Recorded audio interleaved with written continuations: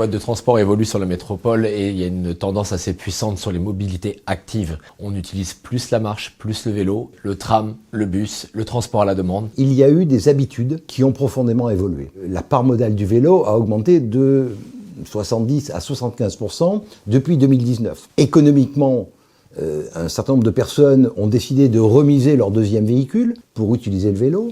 L'arrivée de nouveaux matériels, je pense notamment au vélo électrique, l'amélioration des réseaux cyclables. Il n'y a pas d'un côté les voitures, les automobilistes, les cyclistes, les piétons.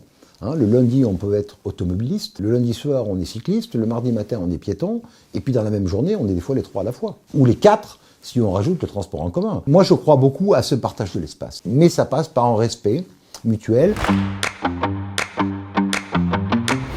À Vélo Plus, une des premières villes en France qui a remis cette mobilité à location de courte durée, qui va se voir fondamentalement transformée.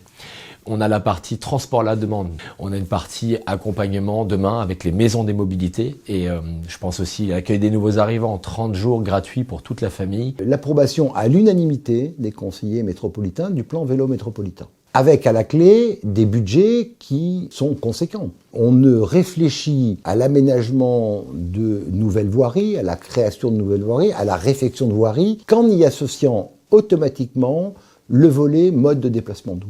Au carrefour Candolle, qu'on vient de terminer très récemment, avec des problématiques fortes, la présence d'un lycée, le passage de bus, le passage de convois exceptionnels, des flots de véhicules, un croisement compliqué à gérer, des piétons, des vélos. Je trouve qu'il a été géré de façon harmonieuse.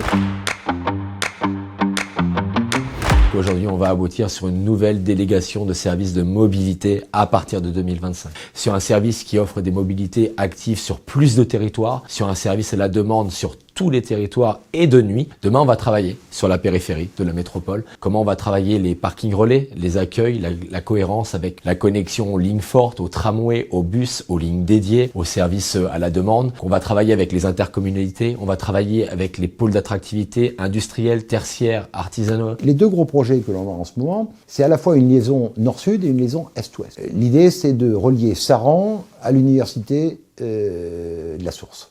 Donc comment peut-on faire un espace sécurisé pour les vélos sur cet itinéraire-là?